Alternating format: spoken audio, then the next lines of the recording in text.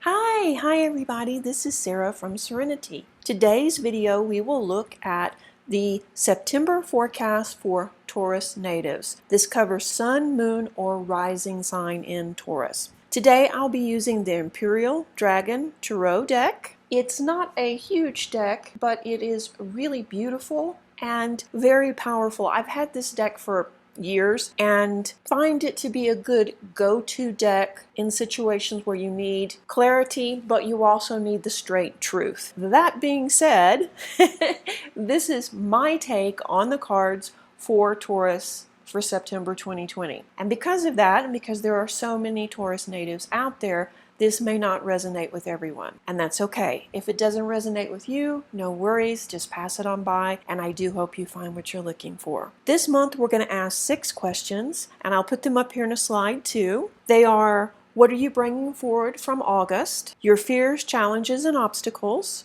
What's going for you this month? In other words, what's your tool or asset that you're going to use in September? Your general health outlook, your general love outlook, and disclaimer there, I really don't like doing these 2 questions, but people keep asking, so I've included it in. The reason I don't like doing them is there are so many of you out there, so many Taurus natives, that to do a broad outlook is probably not going to fit that many people, but here we go. And the last question: where will you find yourself at the end of September if you stay on the current path? And honestly, this is the reason we do card readings and also why we consult astrology, because nothing is written in stone. If you find your life is not working the way you want it to be, then watch the readings online, go see someone and have a reading done, and then make the necessary course corrections. Because like I say, this isn't written in stone. It's meant to be a guide for you to get a better idea of what the upcoming energy will be so that you can prepare for it, or you can change the road that you're on. No worries. Oh, and also I need to tell you there's timestamps in the description box below too if you want to just jump ahead to specific questions. Okay, enough talking, let's get to this.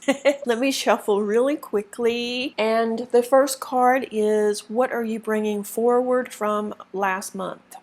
The Seeker, upside down. Okay, this relates to the Fool card in the traditional Rider-Waite deck, and its number is 0. Thus, it's the beginning of an adventure. When it's upside down, we're reminded that there's a great deal of difference between innocence and folly. You are tired as you begin September. You're bringing in the fatigue from August forward into the month. And August wasn't the best month or the worst month for you. It was uneventful, but yet it was also a roller coaster, if that makes any sense. It was just a really long month too, and it left you feeling depleted and just generally overwhelmed and tired. Part of that was because Spirit is pushing you to do some soul searching and personal reflection, and motivating you to ask some of the deeper questions. For instance, who is in charge of your reality? And ultimately, of course, the answer is you. You're in charge of it, even when it doesn't feel like it. This and other deeper realizations were ushered in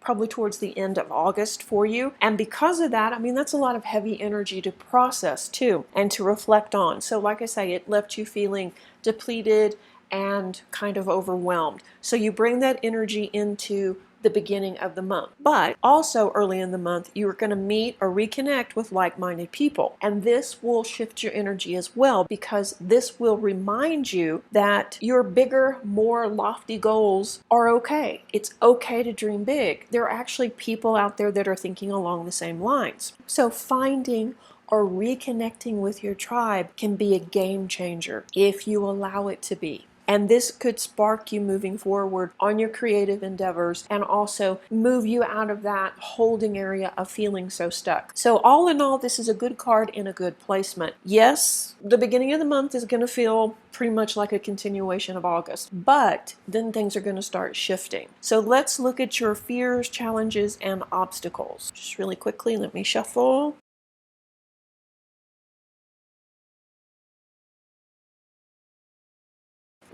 Mercy, which relates to the Hierophant and has a connection to your sign. So you're being challenged by the Dragon of Mercy to follow your spiritual calling and not be led by ego. And this is a tough spot to be in. This can be quite challenging to overcome this type of obstacle requires you to make choices that many people have a hard time doing, because this is battling your ego. This is moving out of the I want what's best for me stage into the spiritual vibration of this is what my spirit needs. This is what I need for my growth. Because usually the two are at odds. What we want or desire usually is something to pacify us or take us off the path. Because doing the spiritual work is not about signing up for a religion or going to church all the time. Spiritual work is about inner healing, finding those trauma pockets that we have repressed and working on healing them. It's about being the best version of us, getting back in line with the universe and connecting with our higher self. So it's heavy work. And a lot of people, like I say, are at odds with this. And especially now we have this transition energy working in 2020 that will allow us the time we need to do this. It won't be easy, hence it's going to be a challenge, but you're up to it. The key to this is show compassion to yourself and recognize your own pain. And the way we get past this type of challenge is by going through it and looking at the past, looking at what brought you here to this moment. And remember, there's no mistakes, there's only lessons. So it's a lot. It's, as challenges go, it's not as bad as, financial ruin, obviously, but it's also not easy, because this is spirit pushing you to step up and continue the work that you began in August. Brought that energy forward already. It looks like you'll be able to meet the challenge. Okay, so what do you have going for you, or what's your big asset or tool to use in September?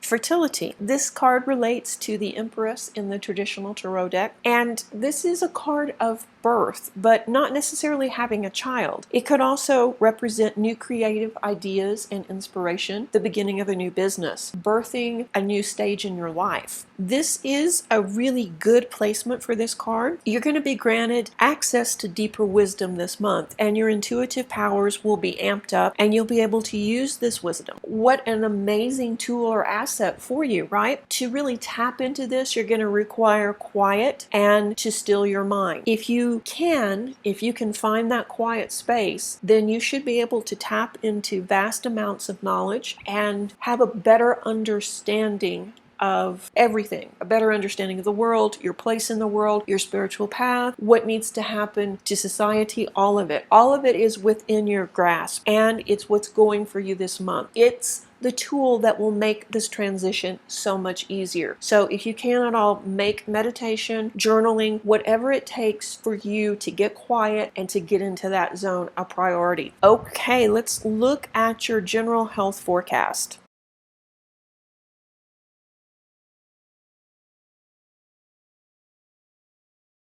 Oh, wisdom. Okay. I would read this as be smart about your health. Don't take it for granted. Don't assume that you can go ahead and indulge in fast food or processed food with little exercise and think you're going to be okay. Or think that you can exercise it away, because you can't. Your health is one of the most precious assets you have. When you feel bad, it doesn't matter how much money you have. It doesn't matter how great your apartment looks. You just feel horrible. Nothing will make you happy. Be smart about your health. Don't take chances. Get back on that track of exercise and a sensible diet, which September is a great month to begin an exercise program or to commit to like a clean eating challenge. And the Virgo energy of September works really well with setting new challenges or new routines into your life. I have a video about Virgo season, which is kind of an overview of what to expect for all the signs, and I'll put a link to it here as well as in the description box below. But yeah, I would say probably things are going to be okay for you health-wise, but if you're having any issues, don't hesitate to go see your medical provider, because it's better to be safe than sorry. And like I said, your health is your most precious asset of all. Your general love outlook, and once again, disclaimer, don't really like doing these. We'll break it down to single and partnered Taurus.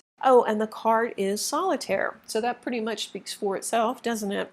So single Taurus natives, you've been feeling lonely lately and you're growing tired of doing everything alone. And in September, you'll be wishing for a partner. But just remember, having a partner doesn't necessarily cure that lonely feeling. You can be surrounded by people and still feel lonely. If it's not the right people or the right person, then it won't ease that feeling of loneliness. So really think about that, and in other words, don't settle in September. As much as you would like to have a new romantic interest in your life, perhaps it's best to be on your own for the time being and use this energy for self-reflection and self-work. Things will shift probably late December, early January for you in the romantic sector. So just be patient. And I know it sounds like it's a long time away, but it's really not. Okay, partnered Taurus. Your personal space in the relationship hasn't been as supportive as you would need it to be, and your decisions reflect this. It's time to have a deep heart-to-heart with your partner and clear the air. Small misunderstandings could really be an irritation for you in September, especially around the middle of the month when it seems like time slows down, when we have so many planets moving into retrograde. That's also when something small turns into a mountain of issues. And it is not actually the behavior of your partner, it is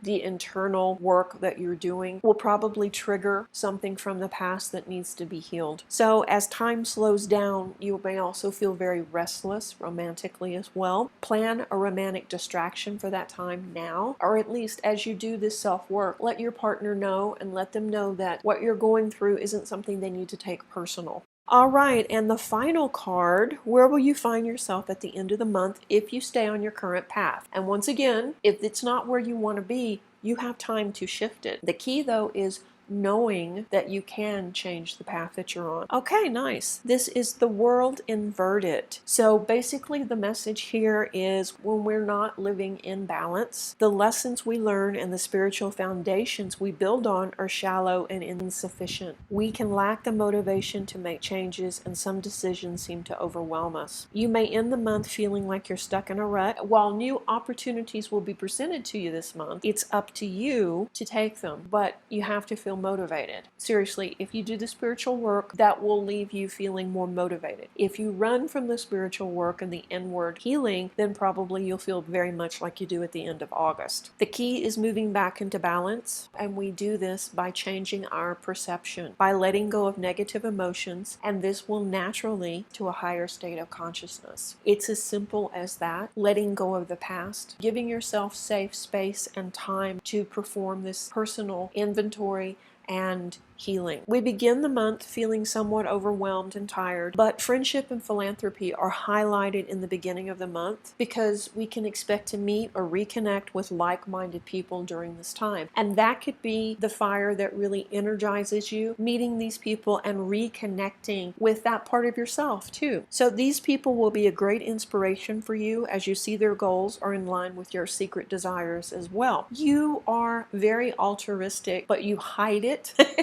Taurus, it's really interesting. You are very motivated to help people and to help the world, but you don't like to talk about it. For some reason, it's not a part of yourself that you cultivate. You have these desires to be a big major influence of good, and you do good, don't get me wrong, you do, but you know that you could level that up. I think these people will motivate you. That will definitely work to get rid of that stuck feeling, because sometimes the best thing we can do to change our emotions or to change our life is to focus on helping other people. Also, you're pushed around the time of the new moon, which is September the 17th, I believe, to take a good deep look at your life and make necessary changes, because the 17th will start a new chapter in your life. And this could be just the spark you needed to re-energize you with different aspects of your personal growth. Don't take it for granted, and make an effort also to take better care of yourself. Your love life is rather rocky, but it isn't a surprise either. Too much stress in your life can end up making you feel irritable and irate, and could put emphasis on small situations, blowing them out of proportion regarding your relationships. Let me be like a broken record and say it again. Make time for yourself. Make taking care of yourself a priority in September,